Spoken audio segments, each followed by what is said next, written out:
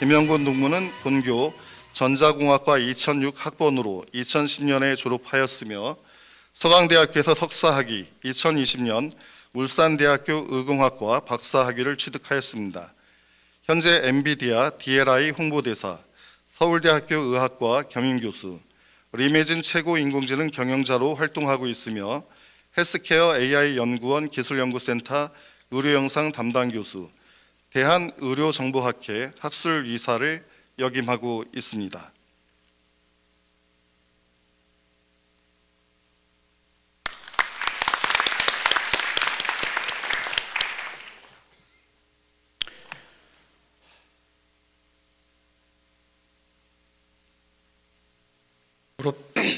죄송합니다. 졸업생 여러분, 진심으로 졸업을 축하드립니다. 오늘 저는 여러분들에게 뻔한 얘기를 들려주려 온 게 아니라 대신 앞으로 여러분들이 마주할 수많은 선택의 순간들에 있어서 길라잡이가 되어줄 제 경험에서 얻은 인생의 원칙 하나를 공유하고자 이 자리에 섰습니다. 바로 안주하지 않는 무모함입니다.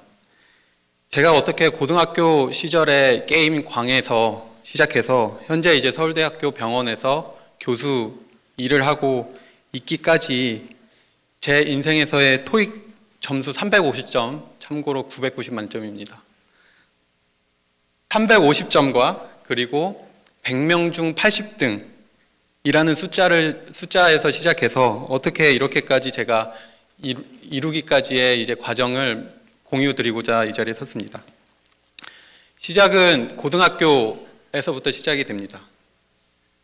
저는 공부 대신 리니지라는 게임을 정말로 미쳐서 살면서 이제 공부는 뒷전에 두고 게임만 하던 게임광이었습니다. 그 열정 그대로 한림대학교 정보통신공학부에 입학을 하고 기숙사 생활을 하던 시절에 이제 제 인생에 전환점이 왔습니다. 기숙사 인터넷이 너무 안 좋아서 제 캐릭터가 죽고 또 죽고 한 번으로 끝나지 않겠구나라는 생각에 제가 이제 과감히 게임을 접었습니다. 그래서 무엇 하나에 이제 집중을 해야만 하는 제 성격의 이제 공허함은 2학년에 들어서 프로그래밍이라는 수업을 듣기 시작하면서 채워지기 시작했습니다.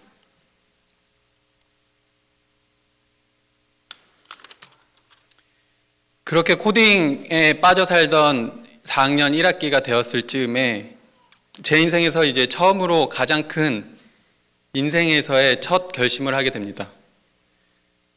누가 내 취지를 옮겼을까라는 책을 읽고 정든 춘천을 떠나 서울의 대학원으로 진학해서 더 넓은 세상을 보겠다고 마음을 먹은 것입니다. 사실 이 결정은 저를 믿어주셨던 모교의 랩실 친구들과 교수님들 그리고 동료들에게 참으로 죄송한 일이자 제 인생에서는 큰 도전이었습니다. 대학원 진학을 이제 마음을 먹고 토익 점수 700점을 맞춰야 했었던 시점에 모의 토익을 봤는데 350점이 나왔습니다.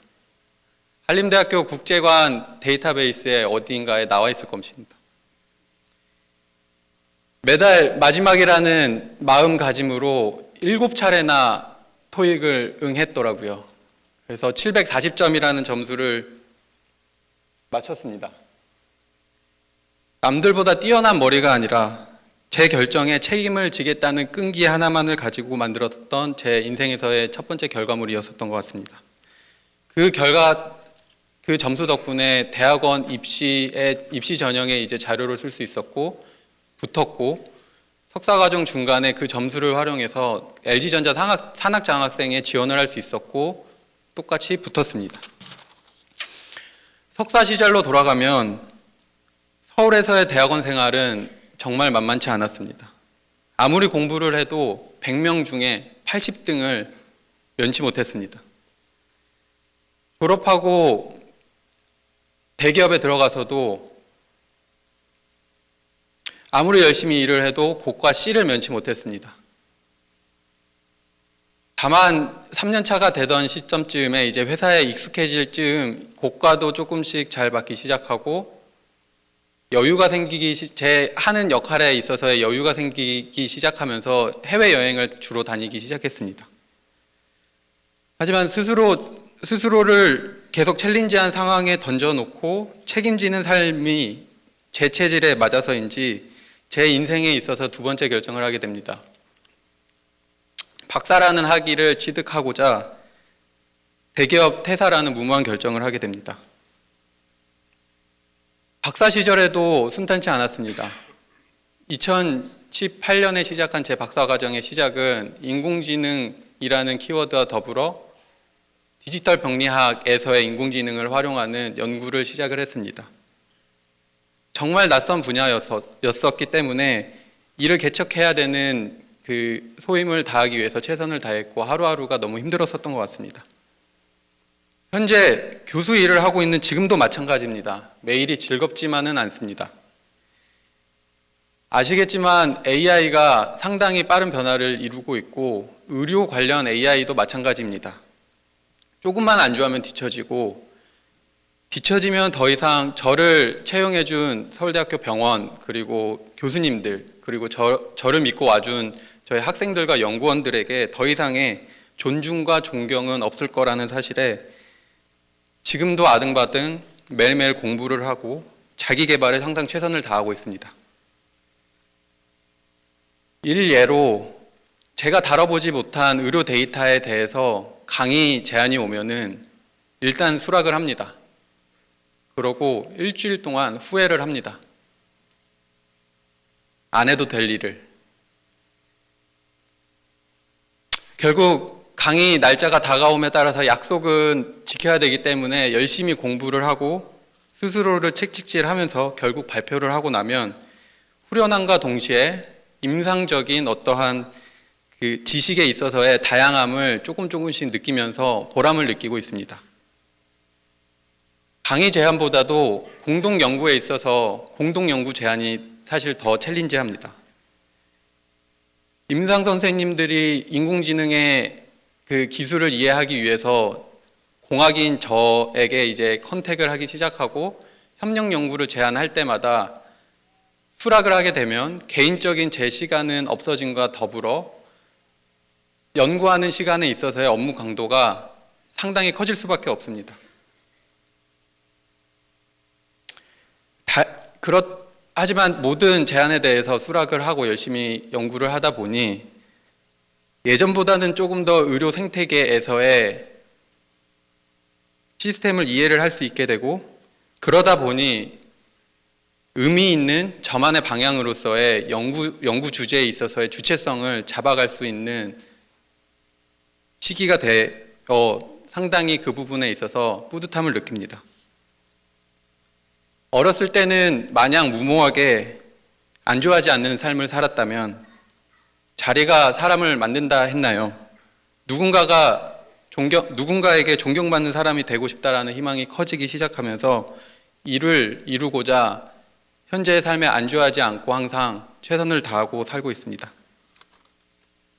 제 삶을 이렇게 모질게 살다 보니 결국 자랑스러운 후배님들에게 귀감이 되기를 바라는 제 솔직한 고백을 할 수 있게 되어 대단히 영광으로 생각을 하고 있습니다.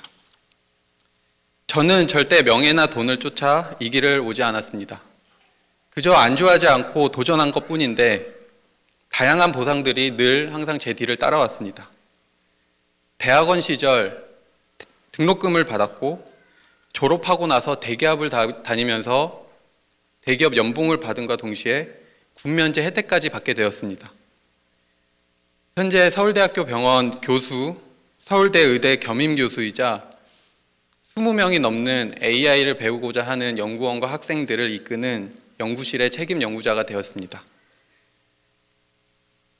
돌이켜보면 제 인생에서의 가장 의미 있었던 첫 보상은 안 믿기시겠지만 제가 06학번이고 20살이 20년이 지난 지금 돌이켜보면 18년 전 3학년 되던 시절에 현재 대학 원장님이신 박사평 교수님의 눈에 띄어서 영상 처리라는 분야에 눈을 띄게 한 게 아닌가라는 생각을 합니다. 그 계기 역시 운이 아니라 프로그래밍에 미쳐 있었던 어느 정도 올라온 제 실력을 보고 교수님께서 선택해 주신 게 아닌가라는 생각을 합니다. 이렇듯 결과로서 따라오는 보상들을 몇 차례 겪고 나니 이렇게 살아가는 태도가 제 삶을 살아가는 확실한 원칙이 되었습니다.